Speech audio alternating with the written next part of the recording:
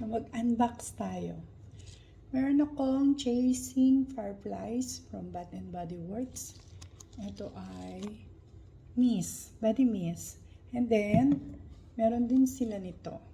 Yan, Chasing Fireflies, 100 ml. Siya ay Eau de Parfum. Yan, open natin. Ganda ng box niya. Pag open mo, ayan.